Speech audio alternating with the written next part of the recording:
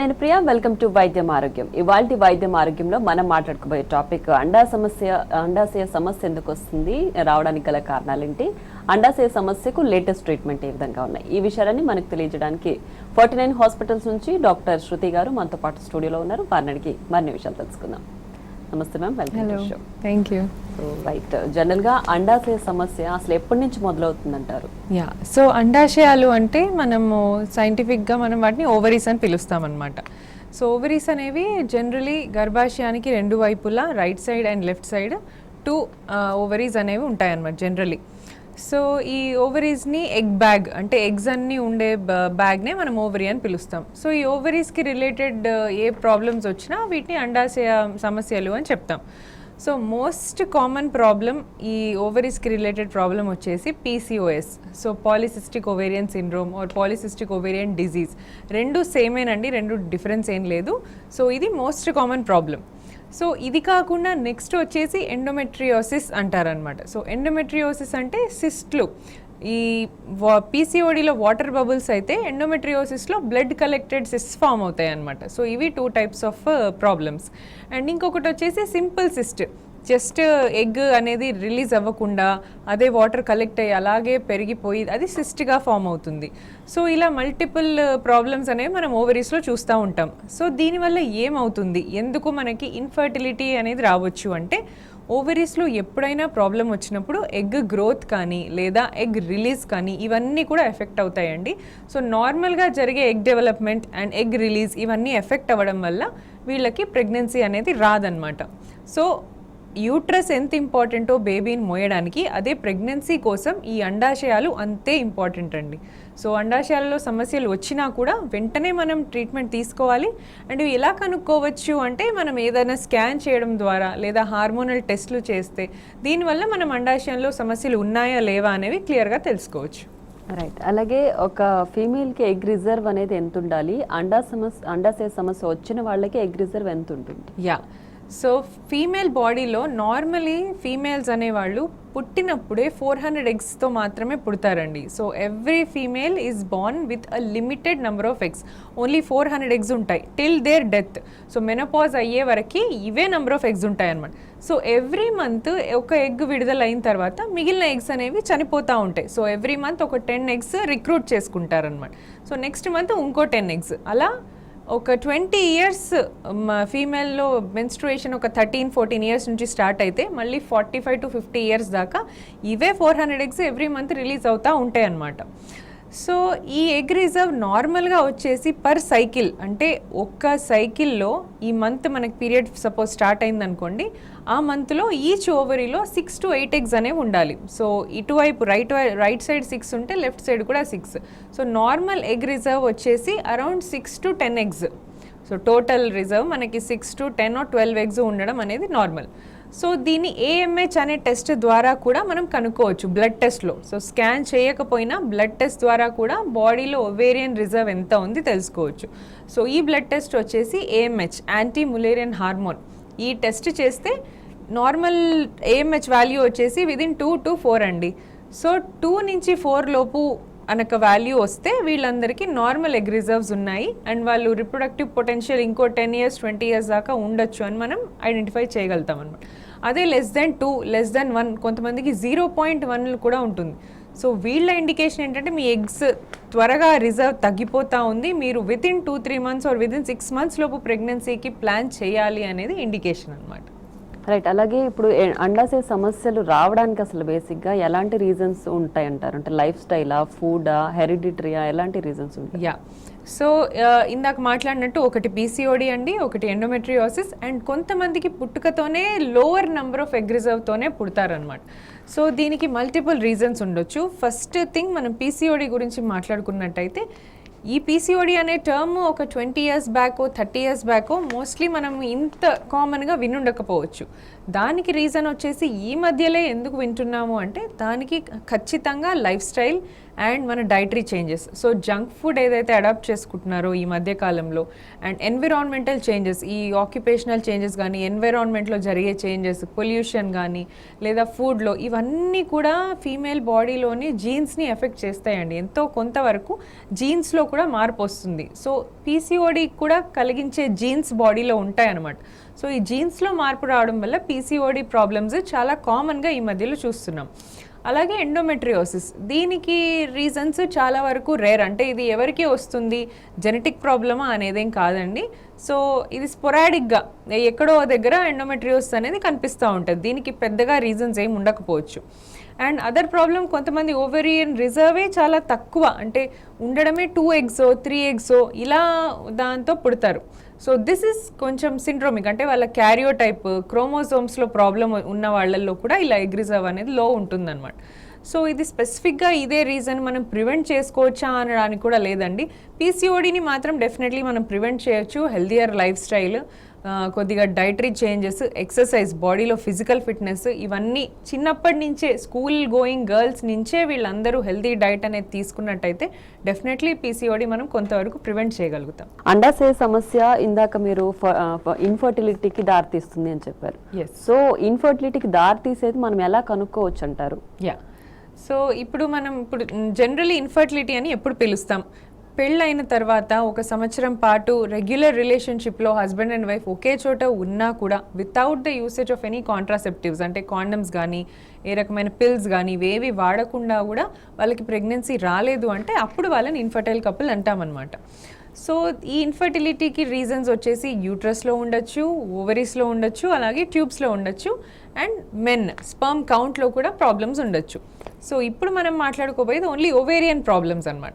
So ఓవరీస్లో వచ్చే problems ఎలా కనుక్కోవాలి? జనరలీ ఇన్ఫర్టిలిటీతో బాధపడే వాళ్ళు 2nd day or 3rd day స్కానింగ్కి కనుక మీరు ఫర్టిలిటీ డాక్టర్ని అప్రోచ్ అయితే perfect number of egg reserve తెలుస్తుంది. సో ఆ రోజు ఆ మంత్కి ఎన్ని ఎగ్స్ ఉన్నాయి మీ బాడీలో అనేవి మనం కనుక్కోవచ్చు అనమాట. సో అందులో పీసీఓడి డయాగ్నోజ్ అయినా, ఎండోమెట్రియోసిస్ అనేది డయాగ్నోజ్ అయినా, ఎగ్ నెంబర్స్ కాస్త తక్కువగా ఎక్కువగా ఉన్నా అది వెంటనే మనం స్కానింగ్ ద్వారా కనుక్కోవచ్చండి. అండ్ ఇందాక మాట్లాడినట్టు ఏఎంహెచ్ టెస్ట్ కూడా ప్రాపర్గానే మనకు వాల్యూ చూపిస్తుంది. And one more thing, age. So 20 yearsలో వచ్చేసరికి ఎగ్ నెంబర్స్ 6 to 8 కనబడినా వాళ్ళే 40 yearsలో అన్ని ఎగ్ నెంబర్స్ ఉండవండి. Because fixed number of eggs ఉంటాయి కాబట్టి ఎవ్రీ మంత్ కొన్ని ఎగ్స్ ఎగ్జాస్ట్ అయిపోయి ఫైనల్గా 40 yearsలో మళ్ళీ 2-3 ఎగ్స్ కనబడవచ్చు. సో ఏజ్ కూడా ఇంపార్టెంట్. ఏజ్ ఫ్యాక్టర్ 35 years తర్వాత మ్యారేజ్ చేసుకున్న వాళ్ళకి ఎగ్ రిజర్వ్ లో ఉంటుంది. సో ఇలా వాళ్ళకి స్కాన్ చేసి తెలుసుకోవచ్చు. అలాగే బ్లడ్ టెస్ట్ ద్వారా కూడా వీళ్ళ ఓవేరియన్ రిజర్వ్, ఓవరీస్లోంచే ప్రాబ్లం ఉంది అనేది మనం కనిపెట్టవచ్చు. రైట్. అలాగే ఇప్పుడు అంటే మనం మామూలుగా అండాశయ సమస్య వచ్చిందని లక్షణాలు ఏ లక్షణాల ద్వారా, అంటే ఫిజికల్లీ విజిబుల్ లక్షణాలు మనం కనుక్కోవచ్చు అంటారా? సో పీసీఓడికి ఫిజికల్గా చాలా లక్షణాలు ఉంటాయండి. ఎక్కువ పింపుల్స్ రావడము, మొటిమలు రావడము, అన్వాంటెడ్ హెయిర్, ఇలా అప్పర్ లిప్ పైన హెయిర్ గ్రోత్ అవ్వడము, కొంతమందికి బ్యాక్ పైన, ఆర్మ్స్ పైన కూడా ఎక్స్ట్రా హెయిర్ గ్రోత్ అనేది వస్తూ ఉంటుంది.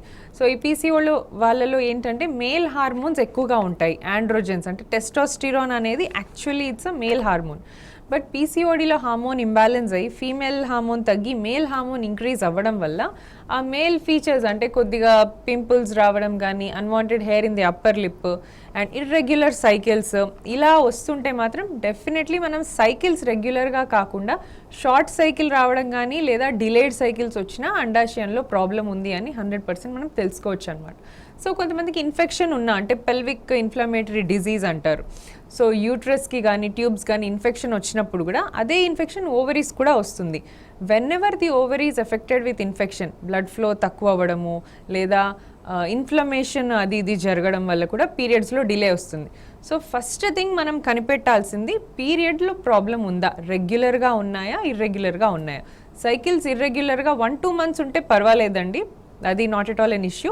బట్ కంటిన్యూస్గా 4-5 months నుంచి కూడా ఇలాగే ఇర్రెగ్యులర్ పీరియడ్స్ రావడం కనుక జరుగుతుంటే డెఫినెట్లీ ఓవరీస్లో కానీ ఓవ్యులేషన్లో కానీ ప్రాబ్లం ఉంది అని మనం కనుక్కోవచ్చు.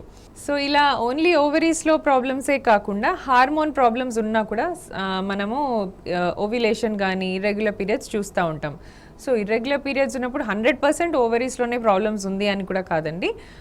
థైరాయిడ్ అండ్ ప్రొలాక్టిన్ అనేవి important hormones for reproduction. So ఒక్కసారి రెగ్యులర్ సైకిల్స్ ఉంటే డెఫినెట్లీ ఈ హార్మోన్స్ కూడా చెక్ చేసుకుంటే బెటర్ అన్నమాట. సో ఇన్ఫెక్షన్ రూల్ అవుట్ చేసుకోవాలి, హార్మోనల్ ప్రాబ్లమ్స్ రూల్ అవుట్ చేసుకోవాలి, అండ్ స్కాన్లో పీసీఓడి ఉందా, లో ఎగ్ రిజర్వ్ ఉందా, రెండు తెలుసుకోవచ్చు. రైట్. అలాగే ఈ ఓవేరియన్ ప్రాబ్లమ్స్ అనేవి హెరిడిటరీగా వచ్చే ఛాన్స్ ఎంతవరకు ఉంటుందంటారు? యా, సో యాక్చువల్లీ హెరిడిటరీగా వచ్చే ఛాన్స్ కొద్ది వరకు మేబీ 10 to 15% చూస్తాము. అంటే మదర్లో లో ఓవేరియన్ రిజర్వ్ ఉంటే మేబీ డాటర్స్లో వాళ్ళకు వచ్చే ఛాన్సెస్ ఉంటాయి. బట్ అలాగని 100% కాదు. ఇప్పుడు మదర్కి కొంతమంది చెప్తా ఉంటారు, మా మదర్ కూడా నేను 10 years పుట్టానండి, అందుకనే నాకు కూడా 10 years దాకా పిల్లలు ఎవరేమో అంటున్నారు అని. అది అలా ఉండదండి. మేబీ జీన్స్ కొంతవరకు కాంట్రిబ్యూట్ చేస్తాయి, బట్ మీరు 10 years దాకా వెయిట్ చేద్దాము, ఏ ట్రీట్మెంట్ లేకుండా 10 years ఖచ్చితంగా పుడతారు అని డిలే మాత్రం చేయకూడదు. వెంటనే మీరు ఒక ఇన్ఫర్టిలిటీ డాక్టర్ని అప్రోచ్ అయితే తొందరగా నయమయ్యే ప్రాబ్లమ్స్ ఉంటే వెంటనే సాల్వ్ చేసుకోవచ్చు అనమాట. అదే 10 years దాకా వెయిట్ చేసి ఉన్న ఎగ్ రిజర్వ్ కూడా ఫాల్ అయిపోయి అప్పుడు ఇంకా సివియర్ ప్రాబ్లమ్స్ని ఫేస్ చేసే కంటే ఏ మాత్రం ప్రాబ్లం ఉన్నా పీరియడ్స్లో కానీ మీ బాడీ రిలేటెడ్ హార్మోన్స్లో ఏది ఉన్నా కూడా మీ గైనకాలజిస్ట్ని అప్రోచ్ అయితే మీకు ఒక గైడెన్స్ దొరుకుతుంది. అలాగే త్వరగా కన్సీవ్ అవ్వడానికి వాళ్ళు టిప్స్ కూడా చెప్తారు. రైట్, కాల్ తీసుకున్నాం అండి. ప్రియాంక గారు నమస్తే అండి. నమస్తే అండి. చెప్పండి, డాక్టర్ గారు ఉన్నారు, ప్రాబ్లం చెప్పండి. అంటే నాకు రెగ్యులర్లీ మంత్లీ పీరియడ్స్ వస్తాయండి. ఏంటండి పీరియడ్స్ మంత్లీ ప్రెగ్నెన్సీ రావట్లేదండి. ఓకే, పీరియడ్ రెగ్యులర్గానే ఉందా అండి? మంత్లీ రెగ్యులర్ గానే ఉందండి. మీ వయసు ఎంత ఉంటుందండి? మా వయసు 20 years అండి. ఓకే, హస్బెండ్ మీ అంటే హస్బెండ్ ది కౌంట్ అట్లా ఎప్పుడన్నా చెక్ చేయించుకున్నారా అండి మీరు? మళ్ళీ ఈ మంత్లో చెక్ చేయించండి. అంతా ఓకే ఉందా? బాగానే ఉంది. ఓకే, సో మీకు హార్మోన్స్ థైరాయిడ్ కానీ ప్రొలాక్టిన్ బ్లడ్ టెస్ట్ అన్నీ ఎప్పుడైనా చేయించుకున్నారా అండి? చేయించానండి, ఏం లేదమ్మా. ఓకే, అంతా బాగానే ఉంది. యా, సో 20 years కాబట్టి రెగ్యులర్ సైకిల్స్ ఉన్నా కూడా కొంతమందికి యాంగ్జైటీ, ఏ టైంలో కలవాలి, ఫర్టైల్ పీరియడ్ ఏంటి, వీటి గురించి కూడా అవేర్నెస్ చాలామందికి తక్కువగా ఉంటుంది. సో రెగ్యులర్ సైకిల్స్ ఉన్న వాళ్ళకి generally 14th day of her cycle egg release అనేది జరుగుతుందన్నమాట. సో మీరు ఏంటంటే మీ ఫర్టైల్ పీరియడ్ క్యాల్కులేట్ చేసుకోవడానికి మీ పీరియడ్ అయిపోయిన తర్వాత, అంటే ఫర్ ఎగ్జాంపుల్ 5 days బ్లీడ్ అవుతే 7th day నుంచి మొదలుపెట్టి మళ్ళీ పీరియడ్ వచ్చే ముందు వరకు, సో మళ్ళీ పీరియడ్ వచ్చే ముందు 7 days వరకు ఒక 15 to 20 days మీరు కలిసి ఉంటే ఫర్టైల్ పీరియడ్లో మీకు ఓవ్యులేషన్ జరగడము అండ్ హస్బెండ్ స్పర్మ్ కూడా రిలీజ్ అయ్యి కరెక్ట్గా ఎగ్ని మీట్ అవ్వడము, ఇవన్నీ ఆ ఫర్టైల్ పీరియడ్లోనే జరుగుతాయి అన్నమాట. కొంతమంది ఏంటంటే పీరియడ్ వచ్చే ముందే ఫర్టైల్ పీరియడ్ అనుకొని అదే టైంలో కలిసి మిగతా టైం అంతా కలవకుండా ఉంటారు. ఇలా చాలామందికి డౌట్స్ ఉంటాయి. So fertile period is 14th day of your cycle. అంటే మీకు మెన్సెస్ స్టార్ట్ అయిన 14th day, 12th day నుంచి 16th day వరకు ఎనీ టైమ్ ఎగ్ రిలీజ్ అవ్వచ్చు. So main day is the 14th day. So ఆ 1 week ఏదైతుందో మీరు కలుసుకున్నట్టయితే డెఫినెట్లీ ప్రెగ్నెన్సీ ఛాన్సెస్ ఉంటాయి. రైట్. అలాగే ఓవేరియన్ ప్రాబ్లమ్స్ ఉన్న వాళ్ళకి ఇన్ఫర్టిలిటీ అని కనుక్కున్న తర్వాత వాళ్ళకి బేసిక్ ట్రీట్మెంట్ ఏముంటుంది అండ్ అడ్వాన్స్ ట్రీట్మెంట్ ఏముంటుంది? యా, సో ఇన్ఫర్టిలిటీలో వచ్చేసి ట్రీట్మెంట్స్ ఆప్షన్స్ చాలా ఉంటాయండి. ఫస్ట్ థింగ్ వాళ్ళకి నార్మల్ అవేర్నెస్, ఏ టైంలో కలిసి ఉండాలి, ఎన్నిసార్లు కలిసి ఉండాలి, ఇవన్నీ కూడా చాలామందికి తెలీదు. సో డైలీ వన్సా లేదా ఆల్టర్నేట్ డేస్ కలవాలా, ఇవన్నీ కూడా డౌట్స్ ఉంటాయి. సో బేసిక్గా వాళ్ళకి ఎలా కలవాలి ఫర్టైల్ పీరియడ్ గురించి చెప్పడంతో పాటు ఐవీఎఫ్ వరకు అన్ని విధమైన ట్రీట్మెంట్స్ అవైలబుల్ ఉంటాయండి. బట్ వాళ్ళ మ్యారేజ్ ఏజ్, వాళ్ళ ప్రాబ్లమ్ ఇవన్నీ చూసి మనం డిసైడ్ చేయడం జరుగుతుంది. సో సింపుల్గా మెడికేషన్స్ కూడా ఉంటాయన్నమాట. ఫర్ ఎగ్జాంపుల్ పీసీఓడి తీసుకున్నారనుకోండి, నార్మల్గా day 1 or day 2 నుంచి మనం మెడిసిన్స్ అనేది ఇస్తాము ఎగ్ పెరిగి రిలీజ్ అవ్వడం కోసము. సో ఈ మెడిసిన్స్తో పాటు చాలామంది అరౌండ్ ఒక 50 to 60% ఇదే మెడిసిన్స్తో కన్సీవ్ అయిపోతారు. దీంతో కూడా అవ్వట్లేదు అంటే వీళ్ళకి కొద్దిగా హార్మోనల్ ఇంజెక్షన్స్ కూడా ఇవ్వాల్సి ఉంటుంది. సో ఫస్ట్ ట్యాబ్లెట్స్తో ట్రై చేస్తాము, నెక్స్ట్ వచ్చేసి హార్మోనల్ ఇంజెక్షన్స్ ఇచ్చి చూస్తాము. దాని తర్వాత ఐయుఐ ప్రొసీజర్ అనేది ఉంటుంది. ఐయుఐ అంటే హస్బెండ్కి కొద్దిగా ఎజాక్యులేషన్ ప్రాబ్లం కానీ ఎరెక్షన్ ప్రాబ్లమ్స్ ఉన్న వాళ్ళల్లో న్యాచురల్గా మీట్ అవ్వడం కొద్దిగా డిఫికల్ట్ కాబట్టి స్పర్మ్ తీసి డాక్టర్ మీ గర్భాశయం లోపల దాకా స్పర్మ్ డిపాజిట్ చేస్తుంది అనమాట. సో నెక్స్ట్ ఐయుఐ ప్రొసీజర్ అవైలబుల్గా ఉంటుంది. అండ్ ఇవన్నీ చేసినా కూడా మనకు రిజల్ట్ రావట్లేదు అంటే the best treatment and the most advanced treatment is IVF ICSI. So ఈ ప్రొసీజర్ అనేది హైలీ అడ్వాన్స్డ్ అనమాట. సో దీనికి మనకి 70% సక్సెస్ ఉంటుంది. ఏ రకమైన ప్రాబ్లమ్స్ ఉన్నా, tubal problems, ovulation related problems ఏ ఉన్నా కూడా ఐవీఎఫ్ ద్వారా చాలా వరకు మనం ఓవర్కమ్ అవ్వచ్చు అనమాట. ఒక కాలర్ ఉన్నారండి, కాల్ తీసుకుందాం. కాకినాడ నుంచి రాఘవేంద్ర గారు, నమస్తే అండి. నమస్తే మేడం. డాక్టర్ గారు ఉన్నారు, ప్రాబ్లం చెప్పండి. నమస్తే మేడం. నమస్తే రాఘవేంద్ర గారు, చెప్పండి. అది మాకు 2013లో పెళ్ళయింది మేడం. ఇప్పటికైతే పిల్లలు లేరండి. పెళ్ళి ఎన్ని ఇయర్స్ అవుతుందండి? 8 సంవత్సరాలు అవుతుంది మేడం. సారీ అండి, వినిపించలేదు. ఎన్ని ఇయర్స్ అవుతుంది? 8 సంవత్సరాలు అవుతుంది మేడం. కాకినాడ నుంచి చేస్తున్నారు. పెళ్ళై Okay. ఎన్ని సంవత్సరాలు అయిందని అడుగుతున్నారండి? అదే 8 సంవత్సరాలు అవుతుంది మేడం. 8 సంవత్సరాలు. 8 అంటున్నారా? 8 ఇయర్స్. 8 years madam. Okay, అదే okay. 2013లో అయిందండి. ఈ 8 ఇయర్స్లో మీరు ఎప్పుడైనా హాస్పిటల్స్కి వెళ్ళి చెకప్, మీది స్పర్మ్ కౌంట్ ఇవన్నీ చేసుకున్నారా అండి?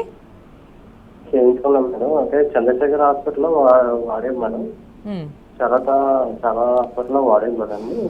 ఓకే, అది ఆల్రెడీ ఇప్పుడు ఇక్కడికి వస్తాము అనుకుంటున్నాం మేడం. 49 హాస్పిటల్. ఓకే సార్, మీది కౌంట్ చూసుకున్నారా? మీ వైఫ్ది ట్యూబ్ టెస్ట్ ఇవన్నీ చేయించారా? లేదండి, నా స్పర్మ్ కౌంట్ చేయించాను మేడం. నార్మలేనా అండి? తక్కువ తక్కువ ఉంది. తక్కువ madam. Okay, okay. Yeah, so మరి తక్కువ ఉండడానికి మీరు మెడిసిన్స్ ఏమైనా వాడడం కానీ ఐయుఐ ప్రొసీజర్ ఎప్పుడైనా ట్రై చేశారా? లేదు మేడం, చేయలేదండి. ఓకే, సో తక్కువ ఉన్నా కూడా డెఫినెట్లీ కన్సీవ్ అవ్వచ్చు. సో దానికి ఐయుఐ ట్రీట్మెంట్ అనేది మీకు చాలా హెల్ప్ చేస్తుందండి. ఎస్పెషలీ సెమెన్ కౌంట్ తక్కువ ఉన్న వాళ్ళలో ఐయుఐ ప్రాసెస్ అనేది చాలా హెల్ప్ఫుల్. బికాస్ న్యాచురల్గా కలిసినప్పుడు ఏంటంటే కొద్దిగా సెమెన్ లీకేజ్ అవ్వడం వల్ల కానీ దానివల్ల టోటల్ స్పర్మ్స్ అనేవి ఎగ్ వరకు రీచ్ అవ్వకపోవచ్చు అనమాట. అదే ఐయుఐ ప్రాసెస్లో టోటల్ స్పర్మ్స్లోంచి మనం మోటైల్ స్పర్మ్స్ మాత్రమే సపరేట్ చేసి వాష్ చేసి మంచిగా ఆ సెమెన్ శాంపుల్ని కంప్లీట్గా యూట్రైన్ క్యావిటీలో ప్లేస్ చేస్తాం కాబట్టి chances will be definitely high. So మీరు ఒక్కసారి ఇప్పటివరకు ట్రై చేయలేదు అంటున్నారు కాబట్టి ఐయుఐలో మీకు చాలా మంచి సక్సెస్ ఛాన్సెస్ ఉన్నాయండి. మీ దగ్గర ఉన్న ఇన్ఫర్టిలిటీ సెంటర్లో అప్రోచ్ అయ్యి ఐయుఐ ప్రాసెస్ గురించి తెలుసుకోండి. రైట్, నెక్స్ట్ కాల్ తీసుకుందాం అండి. బాపట్ల నుంచి దీప్తి గారు, నమస్తే అండి. నమస్తే మ్యామ్. చెప్పండి, ప్రాబ్లం చెప్పండి, డాక్టర్ గారు వింటున్నారు. మేడం, నాకు 3rd month అబార్షన్ అయింది మేడం. ఓకే దీప్తి గారు. అయితే ఆ తర్వాత నుండి పీరియడ్స్ ఇరెగ్యులర్ గా వస్తున్నాయి మేడం. ఓకే, థైరాయిడ్ ఉందని టెస్ట్ చేస్తే నెగిటివ్ రిపోర్ట్ వచ్చింది. ఓకే అండి. అయినప్పటి నుండి యూరిన్ తో పాటు ఒక 40 days నుంచి స్పాటింగ్ లాగా అవ్వడం, లేకపోతే క్లాత్స్ లాగా పడడం, ఓకే, ఓకే, అట్లా బ్లీడ్ అవుతుంది. హాస్పిటల్ కి వెళ్తే యాంటీబయాటిక్స్ ఇచ్చారు, క్యూర్ అయింది. ఓకే, మళ్ళీ ఒక 15 days నుండి యూరిన్ తో పాటు అలా స్పాటింగ్ లాగా బ్లీడ్ అవుతుంది మేడం. ఓకే. అయితే ఒక 2 days బ్యాక్ హాస్పిటల్ కి వెళ్తే స్కాన్ చేసి పీసీఓడి ఉందని. Yeah, yeah, okay. పీసీఓఎస్ అయితే మేడం, పీసీఓఎస్ ప్రాబ్లం ఉంటే ఇలా యూరిన్ తో పాటు స్పాటింగ్ లాగా అవుతుందా madam? Yeah, so PCOD problem ఉన్న వాళ్ళకి ఏంటంటే బ్లీడింగ్ సరిగ్గా అవ్వదు, హార్మోన్స్ ప్రాపర్గా రిలీజ్ అవ్వవు. జనరలీ మనకు హార్మోన్స్ ఎవ్రీ మంత్ రిలీజ్ అయ్యి కరెక్ట్గా మెన్స్ట్రుయేషన్ టైంలో విత్డ్రా అయిపోవడం వల్ల బ్లీడింగ్ అనేది ప్రాపర్ జరుగుతుంది. సో పీసీఓడ్లలో అక్కడ కొంచెం నెక్స్ట్ డే కొంచెం లైట్గా హార్మోన్స్ రిలీజ్ అవ్వడం వల్ల రోజు కొంచెం బ్లీడ్ కనబడే ఛాన్సెస్ ఉంటాయన్నమాట. సో మీరు యూరిన్తో పాటు కానీ నార్మల్గా స్పాటింగ్ అవ్వడం అనేది పీసీఓడ్లలో కామన్. కాకపోతే మీరు అబార్షన్ కూడా అయిందంటున్నారు, దీనికి కూడా కారణం మీ పీసీఓడి కావచ్చండి. సో ఫస్ట్ పీసీఓడికి ట్రీట్మెంట్ తీసుకుంటూనే ప్రెగ్నెన్సీకి ప్లాన్ చేయండి. అండ్ ఈసారి అబార్ట్ అవ్వకుండా పీసీఓకి ముందు నుంచే మనము స్పెసిఫిక్ మెడికేషన్స్ ఉంటాయి. సో ఇన్సులిన్ సెన్సిటివిటీని ఇంప్రూవ్ చేసే మెడిసిన్స్ కానీ మయోఐనోసిటాల్స్ ఇవన్నీ యూజ్ చేసి మీరు ప్రెగ్నెన్సీకి ప్లాన్ చేస్తే ఆటోమేటిక్గా పీరియడ్ రెగ్యులర్ అవుతుంది అండ్ మీకు ఇలా అబార్షన్స్ కూడా అవ్వకుండా ప్రివెంట్ చేసుకోవచ్చు. అండ్ ఇంకో మోస్ట్ ఇంపార్టెంట్ థింగ్, మీరు కాస్త బరువు ఏమన్నా ఎక్కువ ఉంటే కనుక definitely physical activity will help you to get regular periods. అంటే మీరే అబ్జర్వ్ చేయొచ్చు అనమాట, ఎక్సర్సైజ్ చేసిన మంత్ మాత్రం ఖచ్చితంగా టైంకి పీరియడ్ వస్తుంది. అదే ఎక్సర్సైజ్ లేకుండా డల్గా ఉన్న రోజులు, ఏం యాక్టివిటీ లేని టైంలో డిలే అవుతుంది. సో ఎక్సర్సైజ్ డెఫినెట్లీ మ్యాటర్స్ అండి. ఎంత మంచిగా మీరు ఫిజికల్లీ యాక్టివ్ ఉండి at least 30 minutes per day exercise చేసుకున్నట్టయితే పీసీఓడితో పాటు హెల్తీ ప్రెగ్నెన్సీ కూడా ఛాన్సెస్ బాగుంటాయి. రైట్, నెక్స్ట్ కాల్ తీసుకుందామండి. హైదరాబాద్ నుంచి వెంకటేష్ గారు, నమస్తే అండి. నమస్తే అండి. చెప్పండి, ప్రాబ్లం ఏంటో చెప్పండి, డాక్టర్ గారు వింటున్నారు. డాక్టర్ గారు. వెంకటేష్ గారు చెప్పండి సార్. నమస్తే. మ్యారేజ్ అయ్యి 8 years అవుతుంది మేడం. ఓకే. ఆల్రెడీ పాప ఉంది. ఓకే అండి. 7 years పాప. అది ప్రెగ్నెన్సీ గురించి నుంచి హాస్పిటల్లో తిరుగుతున్నాం. ఆ టెస్ట్ చేశారు, ఓకే ఉందండి, స్పెర్మ్ కౌంట్ అది. మా భార్యకి ఏమో ట్యూబ్స్ అవి లాస్ట్ ఇయర్ చేసి ట్యూబ్స్ అయితే అప్పుడు ఓకే ఉంది. బట్ అది ఎగ్ రిలీజ్ కాబట్టి మధ్యలో ఇంజెక్షన్ ఇచ్చారు, తర్వాత ఎగ్ రిలీజ్ అయింది. ఓకే. 1 month నుంచి మేము చూపెట్టుకోలేదు. మరి ఇప్పుడు అంతకుముందు రెగ్యులర్ పీరియడ్స్ ఉంటాయి, ఇర్రెగ్యులర్ పీరియడ్స్ అవుతున్నాయి. 1 month నుంచి మేము అంటే వెరిఫై చేసాం మేము. ఓకే. ఇర్రెగ్యులర్ పీరియడ్స్ అవుతుంది మేడం. మరి ప్రెగ్నెన్సీ ఎట్లా వస్తుందా? ట్యూబ్ టెస్ట్ చేయించారా సార్ మీరు? చేయించామండి, అప్పుడు ఓకే ఉందండి ట్యూబ్ టెస్ట్. ఎన్ని సంవత్సరాలు అయింది చేయించి? 2020లో. ఓకే, సో 2 years అవుతుంది. సో ఇర్రెగ్యులర్గా ఈ మధ్యన చేంజ్ అవుంది పీరియడ్స్ అని అంటున్నారు. సో ఇర్రెగ్యులర్ పీరియడ్స్కి 2 reasons ఉండొచ్చండి. ఒకటి పీసీఓడి ఏమన్నా ముందు లేకుండా ఇప్పుడు సడన్గా డెవలప్ అయినా, లేదా థైరాయిడ్ ప్రాబ్లం కొత్తగా వచ్చినా, ఈ 2 వల్ల మోస్ట్లీ ఈ టైంలో ఇర్రెగ్యులర్ పీరియడ్స్ అంటే ఈ 2 reasons ఉండొచ్చు. సో ఒకసారి స్కాన్ చేస్తే పీసీఓడి ఉంది లేనిది మనకి క్లియర్గా తెలిసిపోతుంది. అండ్ థైరాయిడ్ ప్రాబ్లం అంటే మీరు బ్లడ్ టెస్ట్ ద్వారా తెలుసుకోవచ్చు అనమాట. సో ఈ రెండింటిని ఒకసారి టెస్ట్ చేయించుకొని పీరియడ్ ఇర్రెగ్యులారిటీ ఎందుకు అవుతుందో కనుక్కుంటే దానికి అకార్డింగ్లీ మనం ట్రీట్మెంట్ పెడితే డెఫినెట్లీ కన్సీవ్ అవుతారు. ట్యూబ్స్ 2 years బ్యాక్ చెక్ చేసుకున్నారు కాబట్టి మళ్ళీ చెక్ చేయాల్సిన అవసరం ఏం లేదండి. మీది కౌంట్స్ కూడా ఓకే ఉన్నాయన్నారు. సో జస్ట్ కొద్దిగా వెయిట్ లాస్ ప్లాన్ చేయండి అండ్ ప్రాపర్ ఫర్టిలిటీ స్పెషలిస్ట్ని అప్రోచ్ అయితే మీకు ఓవ్యులేషన్ కరెక్ట్గా జరగడానికి, ఇర్రెగ్యులర్ సైకిల్స్ ఉన్నాయి కాబట్టి ఫర్టైల్ పీరియడ్లో కూడా కన్ఫ్యూజన్ ఉంటుంది మీకు. ఏ టైంలో ఎగ్ రిలీజ్ అవుతుంది, ఫాలిక్యులర్ స్టడీస్ ఇవన్నీ చేయించుకుంటూ ఫాలో చేస్తే డెఫినెట్లీ కన్సీవ్ అవుతుంది. Right ma'am. అలాగే అంటే ఒక ఫస్ట్ ప్రెగ్నెన్సీ సక్సెస్ఫుల్గా డెలివరీ అయిన తర్వాత మళ్ళీ పీసీఓడి వచ్చే ఛాన్స్ ఉందంటారు? డెఫినెట్లీ అండి. బికాస్ ఫస్ట్ ప్రెగ్నెన్సీ, మ్యారేజ్ తర్వాత, మ్యారేజ్ ఏజ్కి అందరూ యంగ్ ఏజ్ ఉంటారు, 25-20లో మ్యారేజ్ అయిపోతుంది, ప్రెగ్నెన్సీ కూడా వచ్చేస్తుంది. బట్ ఆఫ్టర్ ప్రెగ్నెన్సీ ఏంటంటే అందరూ వెయిట్ గెయిన్ అయిపోతారు, మోస్ట్ ఆఫ్ ద ఫీమేల్స్. ఇంకా ఎక్కువ తినాలి, బ్రెస్ట్ ఫీడింగ్ అని చెప్పి ఎక్కువ తినాలి అని చెప్తా ఉంటారు. సో ఫిజికల్ యాక్టివిటీ చాలా తగ్గిపోతుంది అండ్ సిజేరియన్ సెక్షన్ అవ్వడం వల్ల కూడా చాలామంది వెయిట్ గెయిన్ అవుతూ ఉంటారనమాట. సో దిస్ వెయిట్ గెయిన్ వల్ల పీసీఓడి ప్రాబ్లం వాళ్ళకి స్టార్ట్ అవుతుంది. సో ఈ వెయిట్ గెయిన్ వల్ల ఎందుకు స్టార్ట్ అవుతుంది అంటే, ఎంత మనం ఫ్యాట్ గెయిన్ అవుతే దాంతో ఇన్సులిన్ అనే హార్మోన్ రెసిస్టెంట్ అయిపోతుంది అనమాట. This insulin hormone is responsible for the PCOD. So చాలామందికి ఫస్ట్ ప్రెగ్నెన్సీ తర్వాత కూడా పీసీఓడి డెవలప్ అవుతుంది. బట్ మీరు అదే వెయిట్ లాస్ ప్లాన్ చేసి ప్రాపర్ డైట్ ఇవన్నీ తీసుకుంటే 100% కంట్రోల్ అవుతుంది. ఫస్ట్ టైం ప్రెగ్నెన్సీ వచ్చి తర్వాత రాని వాళ్ళకి ఇంకా ఈజీ అండి ప్రెగ్నెన్సీ తీసుకురావడం. It's not difficult because once they have already become pregnant కాబట్టి కొద్దిగా సజెషన్స్తో మీ డాక్టర్ అడ్వైస్తో you can conceive. Right ma'am. అలాగే ఒక కపుల్ ఐయుఐ కానీ ఐవీఎఫ్ కానీ ఆ ప్రొసీజర్కి వెళ్ళాలంటే వాళ్ళు మెంటల్గా ఆర్ ఫిజికల్గా ఎలా ప్రిపేర్ అవ్వాలంటారు? సో ఫస్ట్ థింగ్ అండి, నో స్ట్రెస్. అసలు స్ట్రెస్ తగ్గించుకుంటే బెటర్ అండి. చాలామంది కపుల్స్ యాంగ్జైటీ, స్ట్రెస్ చాలా ఉంటుంది, అసలు అవుతుందా లేదా. పిల్లలే జీవితం కాదండి, they are definitely a part of the life. But మీరు కొంచెం సపోర్టివ్గా ఉండాలి. డాక్టర్ కౌన్సిలింగ్ వినండి, మీకు ఏ టిప్స్ చెప్తున్నారో ఫాలో చేయండి. అండ్ ప్రిపరేషన్ అంటే ఐయుఐకి ముందు డాక్టర్ చెప్పిన అడ్వైస్ ప్రాపర్గా ఫాలో చేస్తూ మెడిసిన్స్ అన్ని టైంకి తీసుకోవాలండి. సో అండ్ ఐయుఐ అంటే ఒక పెద్ద ప్రొసీజర్ అనో, ఐవీఎఫ్ అంటే చాలా పెద్ద ప్రొసీజరు, ఇది మా బాడీకి సూట్ అవుతుందా, దీనికి రెస్ట్ తీసుకోవాలా, అమ్మో దాంట్లో పిల్లలు ఎలా ఉంటారు, మా పిల్లలే ఉంటారా, వేరేది వేస్తారా, ఇలా చాలా డౌట్స్ ఉంటాయండి. ఇవి అన్నీ అసలు ఏమీ అవసరం లేదు. 100% ట్రాన్స్పరెంట్గా ఉంటుంది ఏ ఫర్టిలిటీ సెంటర్ మీ దగ్గరికి వెళ్ళినా కూడా. వాట్ ఎవర్ డౌట్స్, మీకు ఏ డౌట్స్ ఉన్నా కూడా మీ డాక్టర్ని అప్రోచ్ అవ్వచ్చు. And IUI procedure is absolutely painless. So దీనికి టెన్షన్ తీసుకోవాల్సిన అవసరం లేదు. ప్రతిదీ మీరు గైడ్ చేసి, మీకు చాలా వీడియోస్ కూడా అవైలబుల్ ఉంటాయి ఎలా చేస్తారు ఏంటి అనేది. మీరు ముందే నాలెడ్జ్తో వెళ్తే మీకు ఇంకా డాక్టర్ చెప్పింది ఈజీగా అర్థమవుతుందండి. సో ఐవీఎఫ్ ట్రీట్మెంట్ కూడా అందరికీ చెప్పరండి. మీరు ఫర్టిలిటీ సెంటర్కి అప్రోచ్ అయితే ఐవీఎఫ్ చెప్తారేమో అని కూడా భయపడచ్చు. Not IVF is for everybody. So అందరికీ ఐవీఎఫ్ అనేది చెప్పరు. ఓన్లీ మీ బాడీ చూసి మీ ప్రాబ్లం ఏంటి దాన్ని బట్టి మాత్రమే మీకు ఐవీఎఫ్ సజెషన్ ఇవ్వడం జరుగుతుందన్నమాట. సో ఇవి అన్ని 100% safe treatments, no side effects, కొద్దిగా వితౌట్ స్ట్రెస్ అండ్ 100% కాంప్లయన్స్ ఉంటే డెఫినెట్లీ ఏ ప్రాసెస్లో అయినా మీరు కన్సీవ్ అవ్వచ్చు. Right, thank you so much Shruti గారు. ఓవేరియన్ ప్రాబ్లమ్ అండ్ ఇన్ఫర్టిలిటీకి సంబంధించి చాలా విషయాలు మాతో షేర్ చేస్తారు. Once again thank you so much. Welcome అండి. రైట్, చూసారుగా ఇది వాళ్ళ వైద్యం ఆరోగ్యం. Keep watching tea news.